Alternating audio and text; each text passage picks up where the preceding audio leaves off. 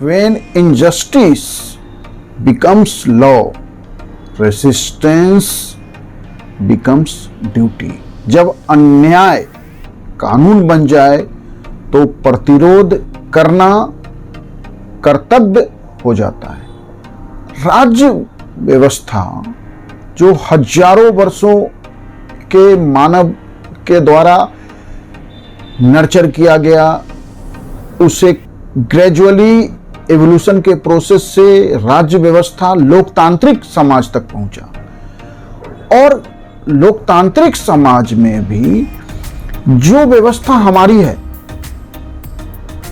जिस व्यवस्था के राजा जनता को माना गया कि लोकतंत्र का अंतिम अधिकार आम आदमी में, देश की जनता में, समाज में होता है, और फिर कानून और व्यवस्था में बैठे लोग इसका इस तरह दुरुपयोग करते हैं, तो ऐसे में क्या नागरिकों का यह कर्तव्य नहीं है कि वो न्याय के लिए आवाज उठाएं, और तब तक आवाज उठाएं जब तक न्याय हासिल न करें, कभी तब तक हार न माने।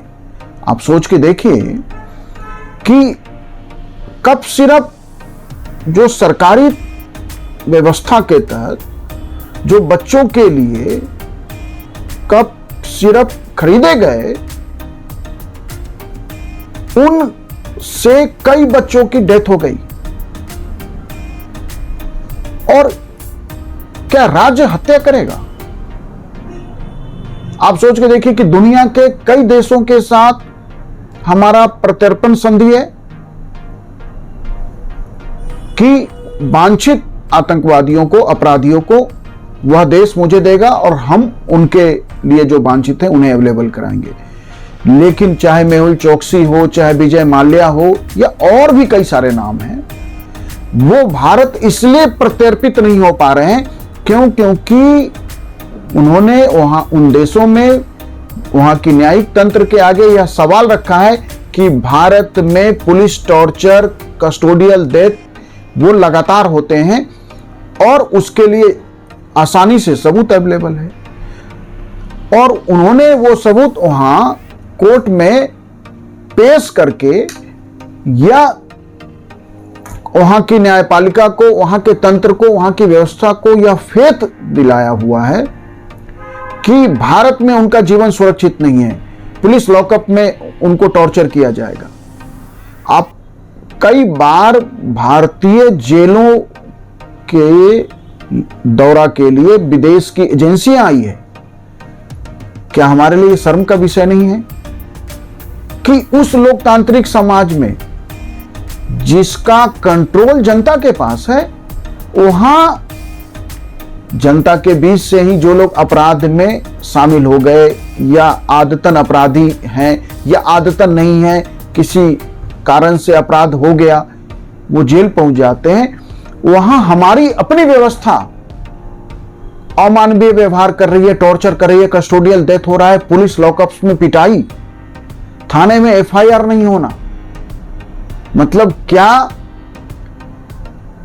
जनता को, जो पूरे देश में न्यायिक तंत्र जिस तरह से काम कर रहा है, पूरे देश में जिस तरह से व्यवस्था के दूसरे पिलर्स काम कर रहे हैं, खासकर जो सबऑर्डिनेट लेवल की जुडिशियरी है, जो पुलिस का सिस्टम है, जो जेल का सिस्टम है, जो हमारा हेल्थ सिस्टम है, उसको माने लकवा मार गया है क्या हमारे देश में?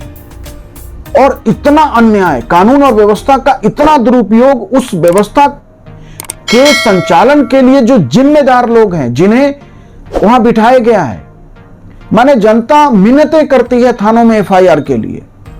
हमारे कई सुप्रीम कोर्ट के न्यायाधीश ने भी इस संदर्भ में गंभीर टिप्पणियां की है। एक बार एक न्यायाधीश दिल्ली के एक थाने की अपनी कहानी की उन्होंने बिना परिचय के, कि कैसे व्यवहार होता है थानों में, कि पुलिस थानों में एक सिपाही बुजुर्ग से बुजुर्ग आदमी के साथ अपमानित करने की भाषा में बात करता है। कुछ दिन पहले एक कहीं झगड़ा हुआ, मैं आसपास था, मैंने 100 नंबर पे फोन किया, पुलिस आई, वो छोटे से एज का मुझे कह रहा है कि हाँ बताओ क्या हुआ। मतलब कि उसके लिए आम आदमी समाज का सरागला हिस्सा है। वो व्यक्ति समाज में कोई सम्मान नहीं रखता, उसकी कोई डिग्निटी नहीं है। मतलब कि वो किसी से भी तुम के स्टाइल में बात करते हैं, थानों में अपमानित किया जाता है, सरकारी विभागों में अपमानित किया जाता है, उस देश में जिस देश में लोकतंत्र का उत्सव मनाते हैं हम, और हम कहते हैं कि जनता सबसे ऊपर है, जनता जनार्दन है। ये सब खेल इसलिए चल रहा है क्योंकि आप जनता जातियों में, आप धर्मों में, आप भाषा में, आप क्षेत्र में आप बटे हुए हैं। इसलिए समय आ गया है कि अन्याय के विरुद्ध चुप रहना उतना ही बड़ा अपराध है जितना अपराध सहना। इसलिए आपको आगे आना पड़ेगा, न्याय के लिए, व्यवस्था के लिए, कानून के लिए जनता को फाइट करना पड़ेगा। लोकतंत्र में तो फाइट का सबसे आसान तरीका उपलब्ध है। लोकतंत्र में शांतिपूर्ण प्रदर्शन, धरना, जुलूस, शांतिपूर्ण तरीके से महात्मा गांधी के नेतृत्व में तो हमने अंग्रेजों को मजबूर कर दिया ये देश छोड़कर जाने के लिए। अब ये मैं इस बहस में नहीं जाना चाहता कि क्या केवल गांधी ने आजादी दिलाई, क्या भगत सिंह का रोल नहीं था। सबका कलेक्टिव रोल था, सभी ने मिलकर इस देश के लिए काम किया। लेकिन ओवरऑल यदि देखें, ब्रॉडली देखें, तो इस देश के आजादी की लड़ाई शांतिपूर्ण तरीके से लड़ी गई और अंततः अंग्रेजों को भारत छोड़ के जाना पड़ा। तो हम एक विदेशी सत्ता को उखाड़ फेंक सकते हैं शांतिपूर्ण तरीके से, तो हम न्याय के लिए, व्यवस्था के लिए, कानून के लिए, समाज के हितों के लिए हम क्यों आगे नहीं आ सकते। समय आ गया है कि हमें देश हित में, समाज हित में, व्यवस्था को ठीक करने के लिए हमें आगे आना पड़ेगा, न्याय के लिए फाइट करना पड़ेगा। न्याय अपने आप नहीं मिलेगा, न्याय के लिए जनता को संघर्ष करना पड़ता है। संघर्ष से ही समाज, नया समाज